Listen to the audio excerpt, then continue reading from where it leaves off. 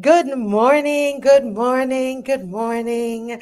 Oh, Karibu. I hope I said that correct. Karibu to the Marcia Weeks show, and we're coming to you live from Kenya. This is just a quick live, a quick update on what is happening.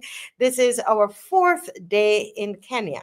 Now, we told you at the beginning that we started out this journey on the 31st. And guess what time, what date we got to Kenya? On the 2nd of January. All right, the 2nd of January. And we are right here in Kenya. We are in Langata in a beautiful apartment. Let me tell you, really, really beautiful. And you know, like anywhere else in the world. And I have to tell you that because sometimes there are misconceptions about Africa. Anywhere in Africa, sometimes all we see, just children with extended bellies, big bellies, and all kinds of things. And believe it or not, even with internet to this day, a lot of people still believe those kinds of things. So I really wanted to take the time to let you know we're in a gated community, and it's beautiful. It's really, really beautiful. But that doesn't negate the fact that there are quite a number of Kenyans. In fact, I think it's majority Kenyans that are living in abject poverty. And that is the reality. But I like to show you both. But we're having a great time. So what have we done so far? We went to see the animals at the national park. And we didn't get to see any lions because they said we got there too late. It was too hot.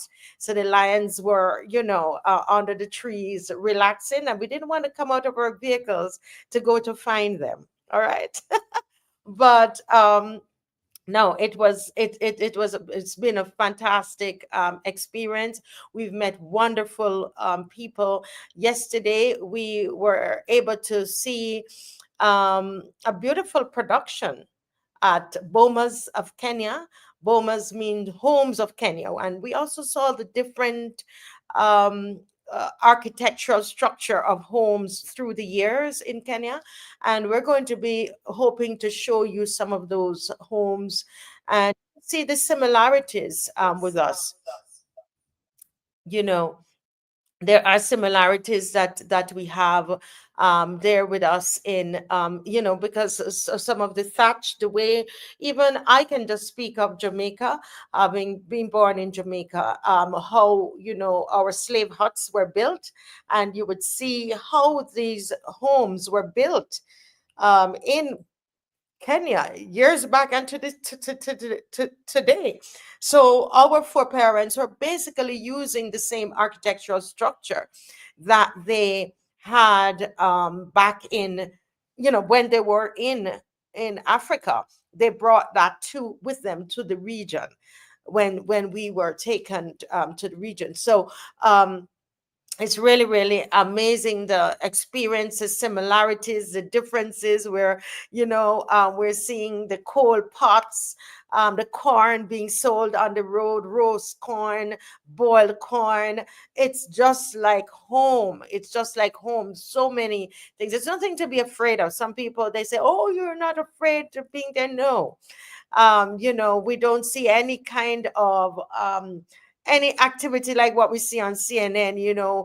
Before we came on CNN, we were seeing a lot of pictures and videos that there's a lot of rioting and so on. We haven't even seen anything of that sort. We're in Langata and just having an amazing time.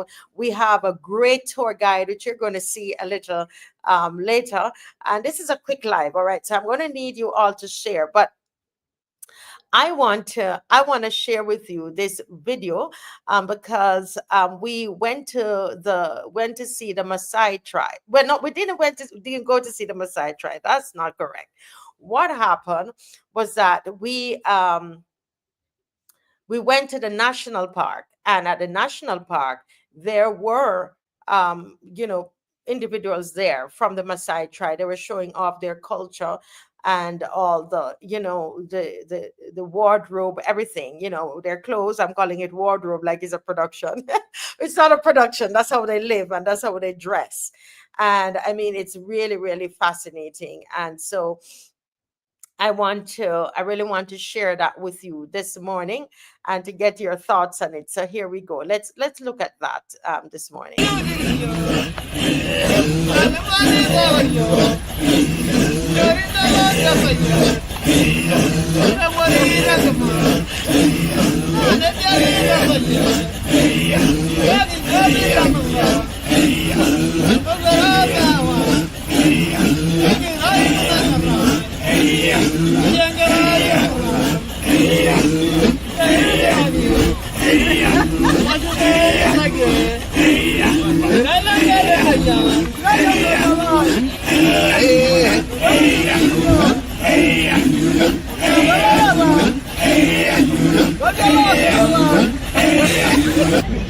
You know we're connected to you? No, you don't know? I don't. I'm feel bad. No, you're not supposed to feel bad. But you don't know that you're connected to us. No. We don't know. No, we don't know. We don't know. The history is that when the white man came to Ah, okay. And you know reggae music? Yeah.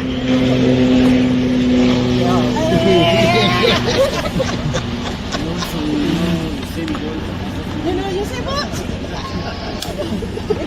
I know Maasai can jump high. You can run as fast as you say, no? But you guys always in the what do you call it? No, the longer races, you beat us all the time. distance races. Distance races, but you can't run. You can't run as fast as you're saying. You don't Cannot run. Maasai, I can walk for even a long time. Oh, right. That's why you do well in the long distance. Yeah. Juggling too. High jump? So can you give us a little bit about your history? Just a little bit. Maasai, can we give them a little bit of where we came, how we're related to them? Yeah. We're related. The meaning of this here, it is the things in Maasai. If you can see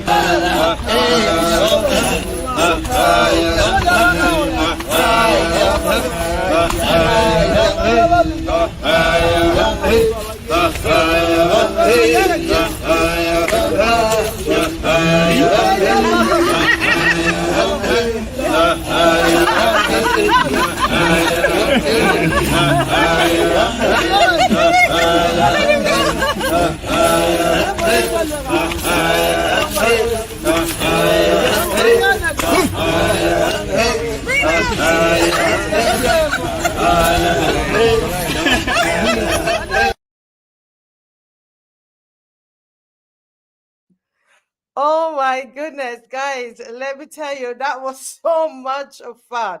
That was so much fun. And that's a Maasai tribe. And as we go along, we're going to give you more history of the Maasai tribe. And we're actually going to visit them where they are. So then we'll be able, so this is like just a little preview, okay? We're going to give you more. Anybody watching? Angela, have you been to Kenya? Anybody? Listen, when you really, this is a trip to the continent, is a trip you really need to make. Okay, a trip to the continent is one that you really need to make. Now you remember, now so before I even talk to you about what is on the screen, I want you to tell me if anybody could tell me if they've been to Kenya before. Anybody watching? And I mean, that kind of immersion in the culture that we just experienced in the Maasai tribe, I mean, it's just amazing. To put on, and I think they feel really good that we want to put on all of their what they wear, the jewelry, etc. Which I'm gonna, your girl, I'm gonna try to get some of that jewelry to bring back to bring to Barbados with me. I mean, become part of my wardrobe because it just connects us to who we are. And they were so warm and they were so kind to us, and to help us to get into that immersion. They want us to experience it. And this is, I mean, we're from all over. We don't know exactly where we're from in the continent. Some of us believe we're from West Africa, some might be from East Africa. We don't know. Kenya is in the east. And but it's great to be here, and great to be experiencing this. Now, are you sharing? Is anybody sharing? Very, very important. This is a quick live. We're gone soon because we're going out. We don't have the time to be spending in here with you. But on the screen right now, these are the homes, Bomas. It's called Bomas, okay? Bomas, of Kenya. And if you look at the structure of these things, and even the rules of them, you will see what's going on. Let me see if we can play just a little bit of that for you. And I feel that our lives will be better. But we're only coming into this knowledge now, I would say, from maybe 5, 6 years. And the church had a big part to play in us not accepting this part of the culture because they tell us that it's sin. Again, remember I was saying about marijuana, it's the same way they're fooling us with that. They're telling us that they want to tell us.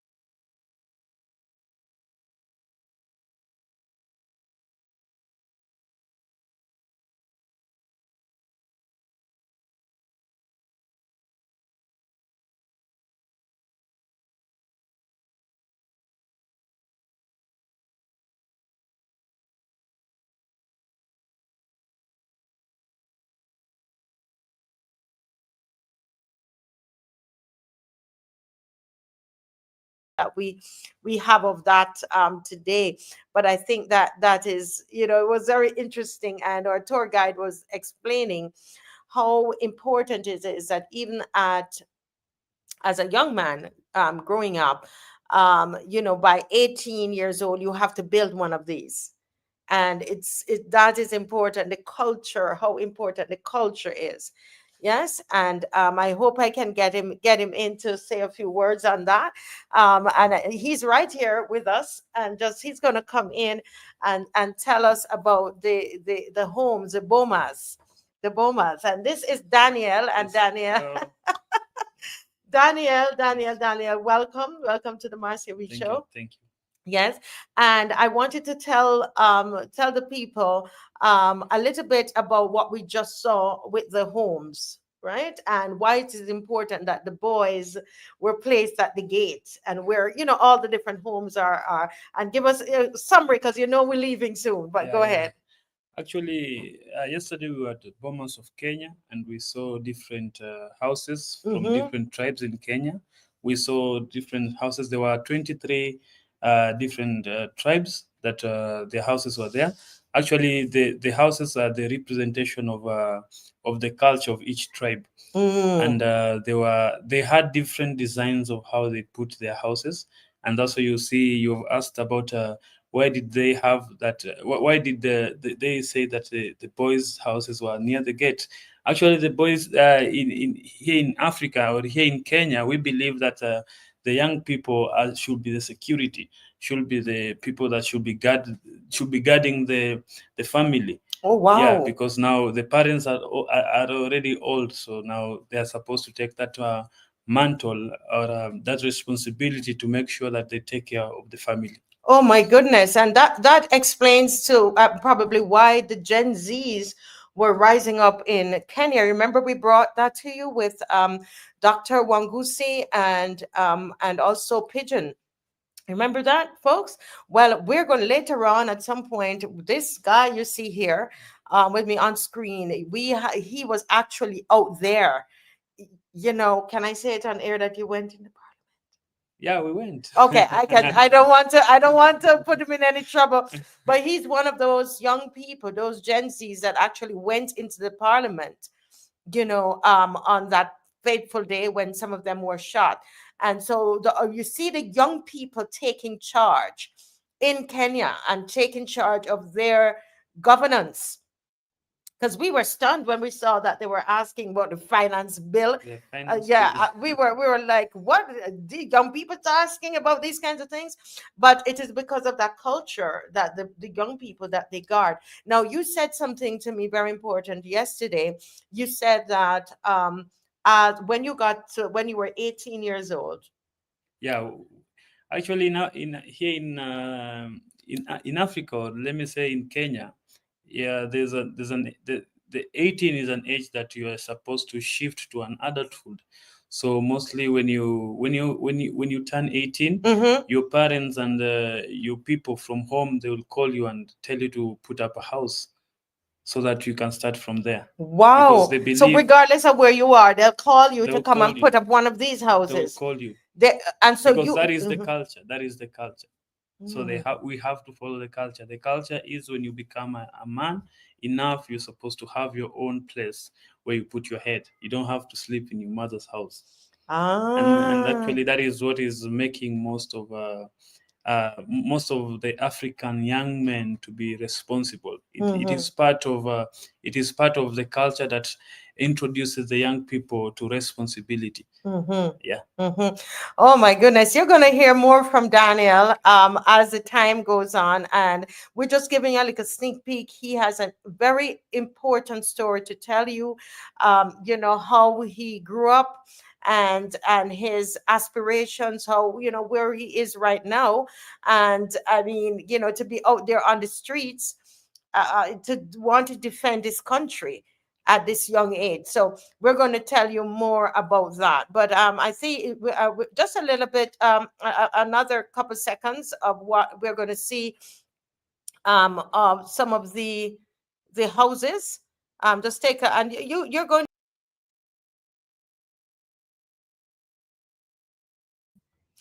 to see that quite a few of the houses, they look like some of, if you're watching, say, from Jamaica. I'm not too sure about Barbados, but for sure Jamaica, that you will see that they use the mud, right? Mud is used, etc. And it is still being done now. We were in the slums yesterday, and I hate to use that word slums, but Daniel will explain a little um later. And they were still using the mud on the side of the to build the The house. houses, yeah. Yeah, yeah.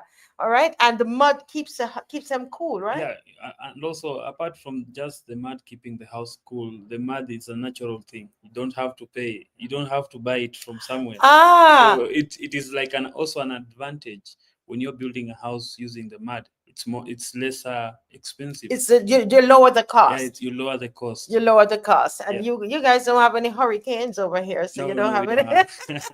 And those houses last long. They last long. Right. Okay. Well, at this stage, because we can't, we're not going to stay long. Are you sharing, folks?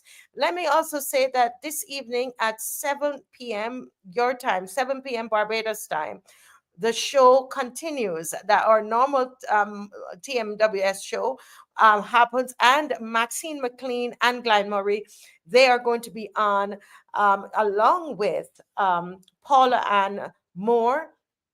And I'm being told now that the Honorable Donville Innes is going to join us, and we're going to be looking at Barbados and just the fact that we're in such a danger alert at this moment in terms of our economy. And the same thing is happening over here with Ruto. There's so many similarities. Just before we close, we're going to have to talk about Ruto. Yeah. This guy loves Ruto. Just kidding. Just kidding. But he's going to talk to us because Ruto has been voted. I think he is the most. I saw it. They did a vote. I think it was online. Yeah, and a poll, and he is the most corrupt. He's the most corrupt Kenyan. And most corrupt leader, they say, in Africa. I wonder if we did a poll in Barbados, what they would say of our leader. And this leader, Ruto, remember, that's our prime minister's buddy, and that is really very telling. Once again, characters that are, you have some questions there. But hi, Doriel. Good morning, Doriel. Are you sharing? Please share. Now I'm just gonna show you another video, and this one, y'all, I've got to set this up before, but this is us on a motorbike. Yeah. So tell us about the motorbike and how it's used in Kenya in terms of transportation. Motorbike is in Kenya. Motorbike is a means of transport. Means of transport. And also, it's a means of livelihood to many young Kenyans or many young people that are in Kenya. So it's a business by itself, and it's really supporting the young people, keeping the young people busy, and also it's also helping in the economy, the circulation of money, because now when they carry, they are given something. They are given something in return. Okay, wonderful. So it's wonderful. a means of transport here. Yes. Now, is it safe? It's safe. The motorbike is safe when you have when you have a sober and a conscious driver. The one who is driving should be conscious. Just like any mode of Yeah, transportation. any mode of transportation. So I'll just tell you this quick, that when we were in Rwanda, I wanted to go on the motorbike because I like to immerse myself in the culture. And I went on the motorbike. Dave went on one separately, and they couldn't find me for a while. When they got back to the hotel, nobody knew where I was because my driver did not know English, and so though he nodded his head and told them, "Yes, he knew where the hotel was," because he wants the passenger. And then when we're on the bike, he has no English, and I don't speak the language there in Rwanda. That was when I was in Rwanda a couple of years ago, and they could not find me. People had to be helping us to get to the hotel. Thank God he was a good man, and he got me to the hotel, and everybody was so happy when I got there. So when I came here, I still wanted to go on the bike, but I said, Dave, you have to come on the bike with me, right? So thankfully, my husband went on the bike with me. So here is my bike experience in Kenya. Anza kwenda. I'm following you.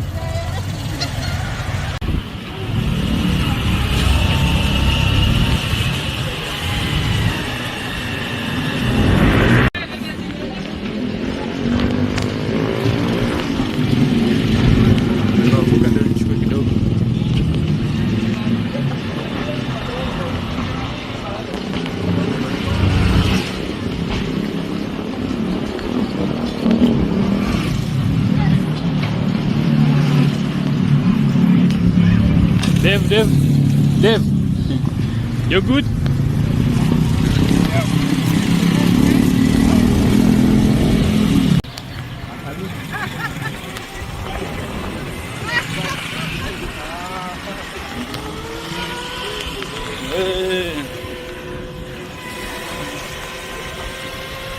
With this young man here, and he was my driver. I was actually on this bike, and I have the video to prove it. And while on the bike, he was telling me that he was studying to be an actuarial scientist. Yes. So can you tell us who you are, what you're doing, and what this bike means to you, and all of that? So my name is Adelbert Chua, and I'm 19 years old. I usually go to a university known as Cooperative University studying actuarial science. And while I am at the university. I usually commute. While I'm at home, I use this bike to make money so that I can feed myself. I don't depend on my parents. So this bike also means a lot to me because the money that I get from this bike, I invest it in my shop so that I can buy some clothes and some basic needs. Yes, and your shop, you sell electrical supplies? Yes, I usually sell electrical supplies in my shop. Wow, awesome. And he's doing this at 19 years old, and he's from Kibra. Kibra. Yes. Oh, I'm you're from Kibra. Kibra. In Jamaica, we'd say the ghettos. Here, they say the slums. We say, could anything good come out of Nazareth? Well, here is this young man. So I just want to salute you. All right. So keep doing what you're doing. All right. Yes, ma'am. All right. Okay. All right. Oh, wow. And I'm still smiling from that. I am still smiling from the Hi, Lisa Wilson. Lisa, I know, is watching from South Africa. Are you still in South Africa, Lisa? Yes, and I know you must have been on the bike many times, motorbike many times before. But this is my first time in Kenya. As I said, I did it in Rwanda and got lost a little bit. But this young man here was with us, and he was filming, and made us choose the right people to ride with, etc. And how did you feel seeing us enjoying the culture? I love it when people enjoy in Kenya because there's a wrong perception that is out there. But now I know when you came and you've been here, you're still here, you can see that there's a very big difference with the perception that is out here about Kenya. Yes. So I was happy that you're enjoying, and I was happy at least you are learning that Kenya is very different from what people say out there. Yes, very different, guys, very different. If I was watching CNN 2 days before I came here, if I followed CNN, I would not have boarded that plane. I am telling you. I showed my husband what was happening on CNN, and I said, Dave, don't show our children. And definitely not Miss McLean, Maxine McLean. I told him, I didn't tell him. I said to myself, I'm not telling her anything because she's going to like, Marcia, are you sure? So, yeah. So, we came, and that experience for me was exhilarating. It was amazing. Experience, there watching all of that. I mean, and experiencing that in Kenya, and where we were actually going was actually in the slums.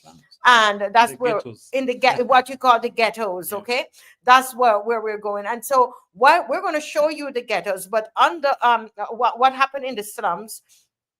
And I'm using the term that they use in Kenya, not that I like using those words, that terminology. I'm from the ghetto, and I love to say that. I don't have a problem saying that. So I understand. I was saying to him, I understand why they use slums, but I don't like to use that word.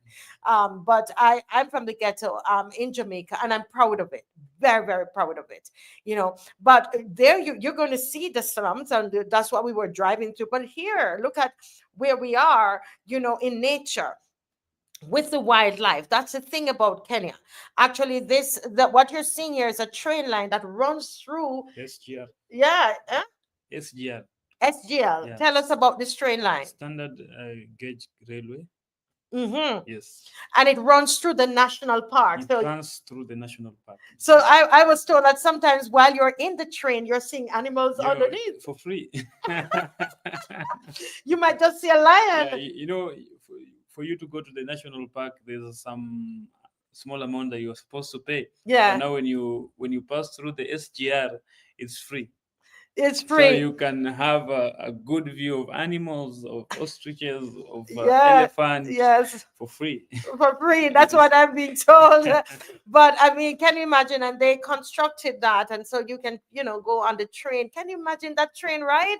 Must be awesome, looking through the window and just seeing the expanse and the geography. I mean, it's awesome. Guys, are you sharing? Please, because we want to share this joy with everybody. everybody. So and we want to share with you everything. And so that's why we're showing you the animals. And then before we go, we're going to share with you, we're going to talk a little bit about life in the slums. Okay. But it's beautiful. It's joy. It's a lot of joy. Children would love it. Can you imagine the children? Listen, you all, we work very, very close to a warthog yesterday. We like we're here and the warthog is there. This is, you remember Pumbaa from Lion King? I never saw an animal like that in my entire life, right? And then to see the warthog right there. That's life in Africa. We are used to a life that is life in Kenya. We are used to seeing those animals, so they are like our friends. It's only those people that it's their first time to be in Kenya that will see it and they get shocked because it is not a usual thing. But now when you came to Kenya, you can walk close to animals. Yes, these big chimpanzees. Yes. We're just sitting there, and I'm like, can we walk past them? And the Bajan who is with me, my wonderful husband, was up into the chimpanzee face like this, and Daniel was telling, "Be careful, they might take your phone." Yeah, they might start. We start following it. And they were joking that he would give him a banana In exchange. a banana in exchange for the phones. Yeah. Guys, are you sharing this up? I know that people, they don't know that I'm on. And let me tell you, we're on again at 7 o'clock tonight. 7 AST, all right? 7 AST. We're going to ask you to come back on, log on to the Maasai Week show, 7 a.m. AST. We're going to talk about all the other issues in Barbados and give you, talk about agriculture in Kenya as well. You're going to see a garden, a community garden there as well in Kenya. Right. But here you have go ahead. Let's play some of this. This is a long one, but we're not going to play all of it. Come on. That's the warthog there. That's Pumbaa in Lion King. And yes, and they were, we have a lot of monkeys, and much slender, right? They're not as big as these here. That's me passing like, oh my God, oh my God. Aww. Hi. Hey, baboon. Baby, look. Let's go near that. Normally we see the monkeys. This is Africa. What do they eat? In the zoo, but not this side. Eating something. This is just on the road. This is not food or anything. Baby got underneath it. Baby got under. We will put more edit and put a lot more of that together for you. But I know time is going, right? So we're going to see the warthog there again. Pumbaa is right there, and they just hang out here. They just hang out. There's water. They eat the grass and they drink water, and they're just having a good old time. And there is actually a funny thing is that the football field was taken over by these monkeys. The monkeys. We were enjoying They were basking. They took over the football field, and that's them over there just playing like that. Okay, guys, remember to like and to share, so that people, they'll be able to enjoy, just to feel the joy. That's a football field there. Actually, I think we had a little piece with them playing on the bars. They were just missing a ball. A ball. we need to buy them one. We need to buy them a football. Oh goodness. Yes. Oh my gosh, this is so awesome, and we were walking in the midst of them. Would you do that? But these guys had me out there walking in the midst of this. Just you just see monkeys, and these are big ones, right? The bigger size than what we have in Barbados. Yeah. All right. So now let me just go to. I'm going to go right into our experience, Daniel. In the what you're calling the slums. I believe it's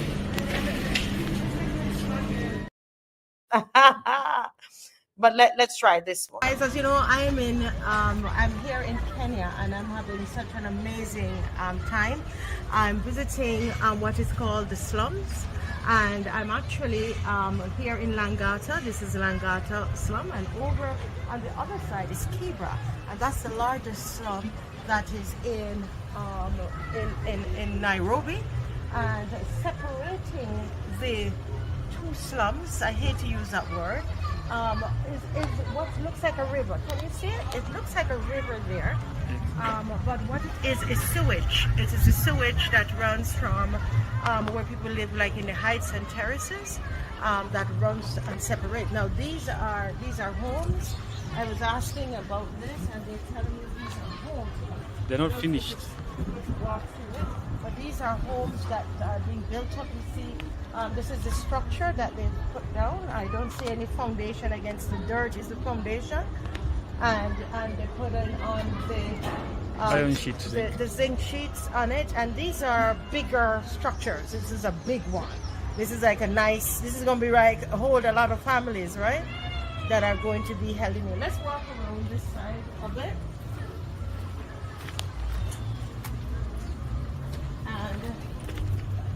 And so you can get a better view of it. So this will be, I guess, one structure by itself, and then some of them are like rooms, right? They have rooms and so on. And I'm seeing some eggplants here, eggplants growing up.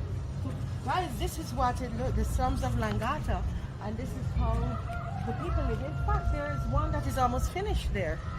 That is up here. We can probably take a quick look, and then I sign off here for a little bit. Okay. So here it is.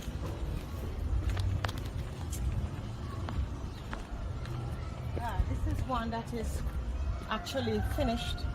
Yeah. All right. So guys, we will sign back in with you later. All from Kenya. Bye.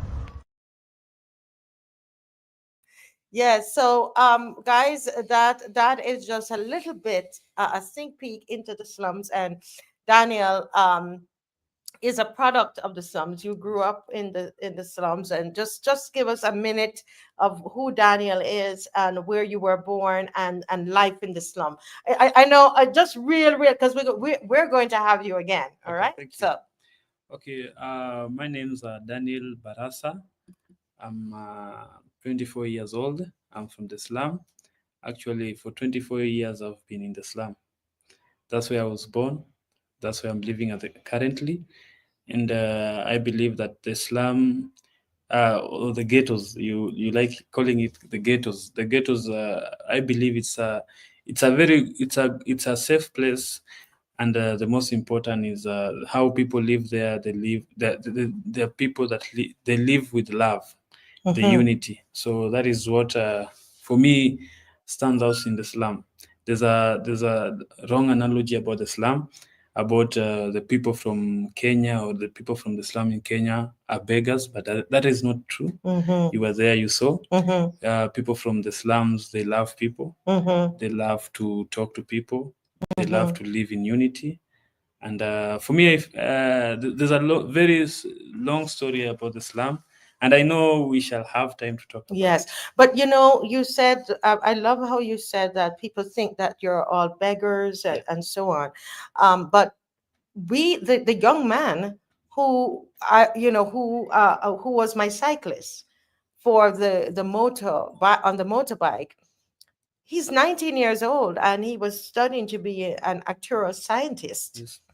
At 19, I don't know if we can just get that back on the screen, but at 19 years old. Yeah, we have many potential young people, very innovative. It's not that the slum people have gone to school in the slum. We have people with degrees, we have people with masters. The only difference is that they have the papers, but they don't have the job. We have who are still going to school. They still believe that education can change, but they're not given the opportunity, and that's where now the government comes in as a country, and that's where you see we agitate and we stand for we are always advocating for the good governance. Mm-hmm. And the good governance is a good governance will allow, you see, the young man is 19 years old. He Mm-hmm. has to ride the motorbike so that he can get something. But if the government could support the student to go to school, if we had free education, then I Mm-hmm. believe that there are some things that we have reduced.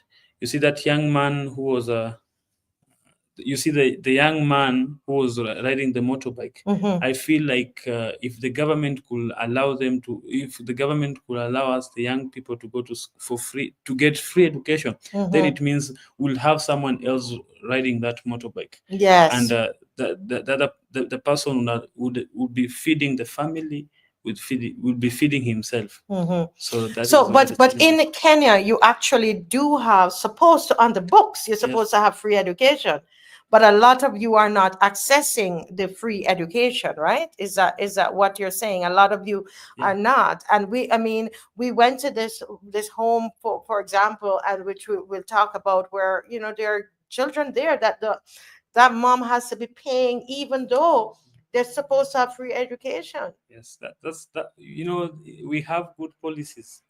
As a country, we have members of parliament that know how to pass good policies. But now, when it comes to initiating or taking the action, that's where the world, there's a difference. There's That's a different, where right, there's a gap. disparity there. And the same thing, and I hope people from Barbados, I hope we are listening to what Daniel is saying, because that's what we're actually fighting for. We're actually fighting for that, where we in Barbados, whatever the policies that are there, that they're good policies. Because right now in Barbados, in order for you to get really good education, a lot of times you have to pay lessons. You have to pay for it. And this is what, we're looking at it obviously on a larger scale with Kenya. But this is actually what is happening now. This picture that we are looking on here on the screen, the lady to that is on your left, as you're in the floral, blue, yellow, and white floral shirt. She's a teacher, isn't she, Daniel? Yeah, she's a professional teacher. She went to school, got her papers. Yes. She is a teacher, but without any job. So what does she do? She teaches the children in the slums, right? Yes. And she's basically teaching for free, because the people in the slums can't afford to pay her. Yeah. Wow, isn't that something? Yeah. Actually, that is what is happening. The few people, and yesterday, as we were talking to her, you heard she said that she does teaching because it's her passion. She feels that it's her calling. So she's doing it. But if she had an opportunity to be employed even in the government, I know she would have brought a difference. Yes, and this lady, she's in the slums as well. Yes. She lives in the slums, a teacher with her degree. This is inside of her home, and I think her house very nicely made with the mud as well, the mud and the wood. Yeah, the wood and wood the mud. structure, wood and the mud structure, and this is like what inside the what we call the front house looks like now, and it's very cool. And then here's her daughter here next to Dave, and this young lady is 16 or 15 years old. 17 years old. 17 years old, and she wants to be an engineer, a civil engineer. And her big thing is, how do I study to become that? When I finish passing on my exams, how do I get to university? That's where her problem is right now, Yes. where she doesn't know how she would study to become a civil engineer. Very, very bright young lady. Because already they are struggling as a family, Mhm. even to pay her school fees. So you can imagine the pressure that the lady might have, the pressure that the parent has, because the parent has the papers, has no job. The lady is in school, the parent has to pay school fees for her. So you can imagine the pressure that is between the parent and now the pressure that is on the kid. Because I'm sure that the school where she is, she sees other people whose parents are able to pay for them school fees. but Yes. for her it's a hard thing. Yeah. So this is one of the stories that are just among the outside there. Yes, I Yeah, could see we that. have many stories of young people that are very potential, but now they don't have those. Yes, like the Yes. the 19-year-old bike rider who Yes. wants to be an actuarial scientist and is in school, but it's holiday time, so he's hustling on that bike. Yeah. His brother's bike. He's making a few dollars so he can take care of himself and help himself through school. But this young lady wants to be a civil engineer. And this is what we do not want Barbados to become, folks. This is why we fight to preserve the policies of Errol Barrow, whose birthday is coming up January 21st. It is for these kinds of reasons. Here you have a qualified teacher with a degree and can't, not getting paid for it because no jobs for her. So she teaches for free the children in the slums to read, to write, to do math. She teaches the little ones. And when we went to her house, there were quite a few of them there. And let's look at some of the children that we saw there. Yes, right there. That's Dave. Dave was going to be with the children, and they were just having fun on the outside there. So that's the outside of the house, and you see how nice the inside of the house is. And this is the outside of the house there. And those are some of her children, or also from the For neighborhood. the neighborhood. Yes, and so on. But she wants to be able to continue to teach the children there in the slums. She wants to be able to, but to be paid for it. She wants to be paid for it so that and this is something that I personally, hi Dana from the US. Oh, I'm gonna call you, girl. Dana, Dana, when I see this kind of thing, I am not the person who can see something and just move away from it and come and talk about it. I have to do something. And in Barbados, I was telling you about the program that we do called Elevated for Learning. And this is something that we can make an extension of that, and those in Kenya, and those of you who are listening, how many of you would like to empower that woman who is teaching the Kenyans, the children here in the slums, to read without being paid? How many of you would want to be able to help her? If you would like to help her, you message me, okay? 236-7000. If from overseas, 1246. 1246 236 7000. Somebody from Barbados, please help us. We don't have all of our team with us. So just if you put that in the comment section, both on Facebook and YouTube, so that people can see it. And if you want to help her, we can make arrangements where, because both of you, Daniel, both of you do there is something that you do with a program called Rise Up. Yeah. Tell us about that program. Rise Up is we are just people that have come together because we don't have much, but the little we have, we bring it together and we prepare meals for kids. So, but we do it once a while when we have money. So we buy food, we cook for the kids, because most of the kids that live in the slum, they always have like one meal a day, like at night, because that is when they can Yes, eat, it's just so true. that they can sleep well. I'm saying, like I'm not accustomed to that. That is what happened, And I was saying to Dave, Dave, that is the story. When he met me, I was so thin. I would laugh, and he said, "Be careful, your hand fall off," because all the bones were sticking out here. Because you only eat one meal.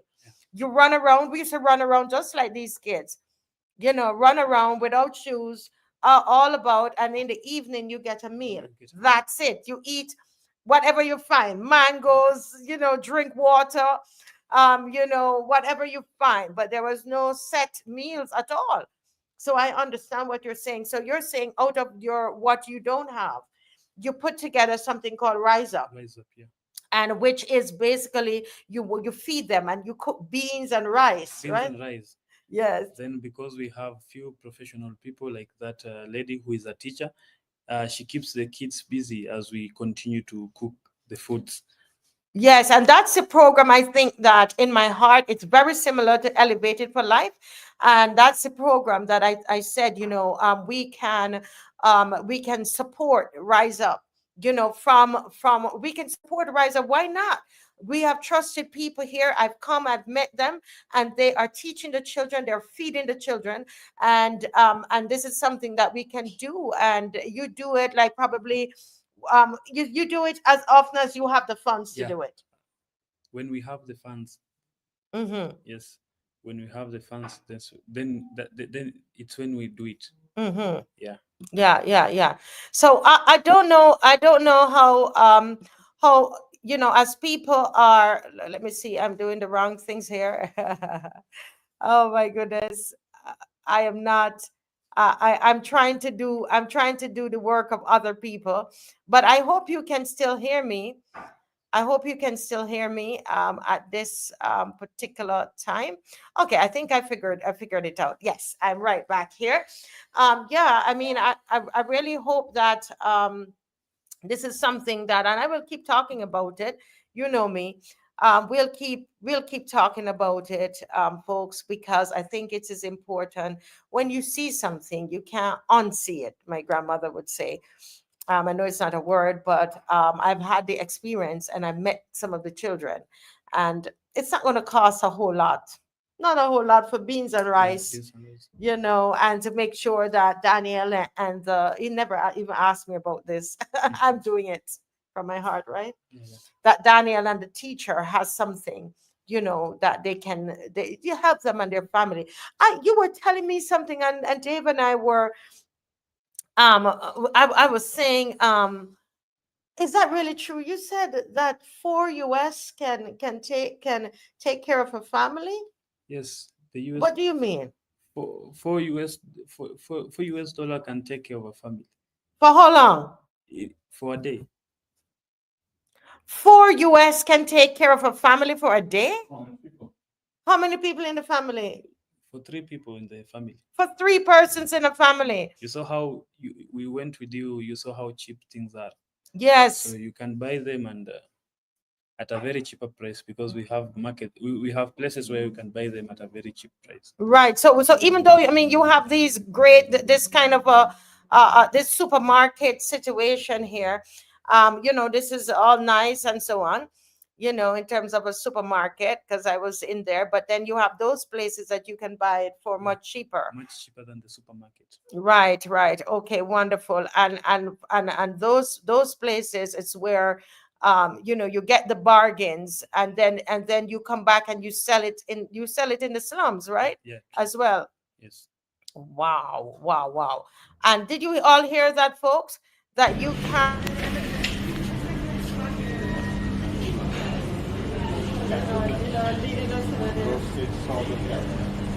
So this is a healthy snacks all here that we're seeing, all the seeds, pumpkin seeds, sunflower seeds, chia seeds, flax seeds. This is where you get all the come and show them all the stuff here. I just got some cinnamon sticks to boil my tea, and I'm getting some what is that you have there? Clove powder. So I'm buying a clove powder to put in my tea, okay? Clove, cinnamon, which is this, the cinnamon stick. This. So I'm gonna boil this in my tea while I'm here. And some cloves.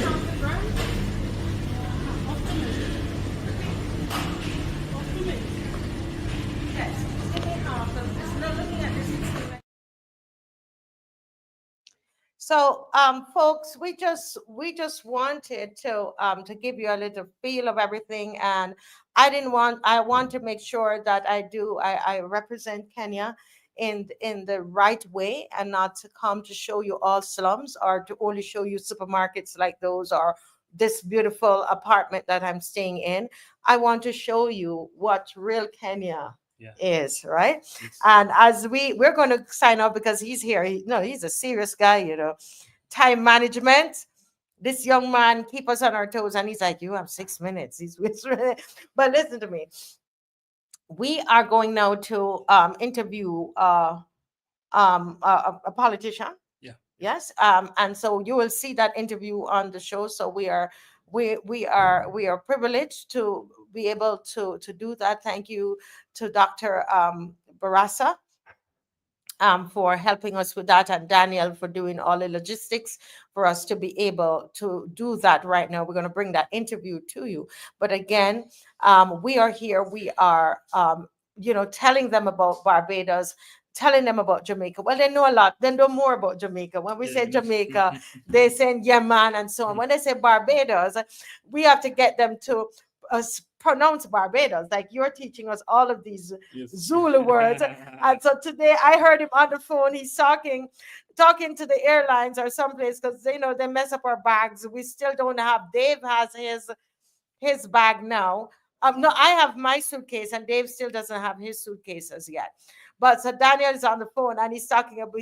I hear him talk. I wrote it down because I said I'm going to tease him, because we have him pronouncing. This is what's been going on, guys. We have to actually have him pronouncing Barbados, because they don't know about Barbados. So they Badabos. Say Barbados.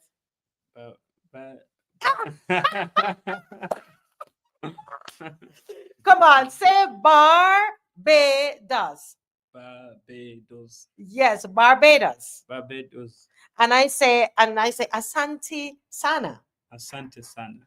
And Karibu. Yes. Yeah. See, I'm learning. We're teaching him. Say cheese on bread. Cheese on. Cheese on. It's like cheese on bread. It's an exclamation. Cheese on bread. Cheese on bread, right? Okay. So that's Bajan. And if you say in Jamaica, you say Wappen. Right. So we're doing little exchanges here. And Tambu. Jambu. Oh God, you say Jambu. Yes. Jambu is hello. And Akuna Matata. I know No that. worries. No worries. I know that because of the Lion King. And then Inja. I know that one because Inja, meaning you're hungry. You're hungry. Inja. Yes. I'm hungry. So guys, this is where we sign off. Asante Sana. We're saying thank you in Swahili, and we're going to see you again at 7 o'clock tonight, 7 p.m.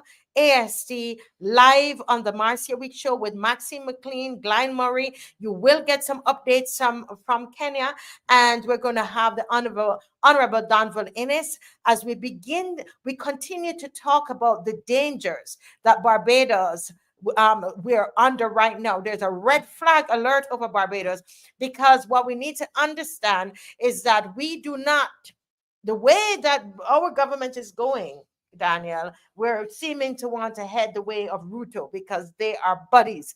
Mottley and Ruto are buddies, and so we want to talk about that tonight and break some of those cycles. All right. So we look forward to seeing you at 7 o'clock. We're off on the streets. Okay. Bye. Bye. Say bye. Bye in Swahili. Kwaheri. Yes. Kwaheri. Yes. Now we got it. Kwaheri. I say Kwaheri. Say Barbados. I'll take when you come back. You can't say Barbados. Bye, guys. Bye. Bye. Kwaheri. Kwaheri. Asante.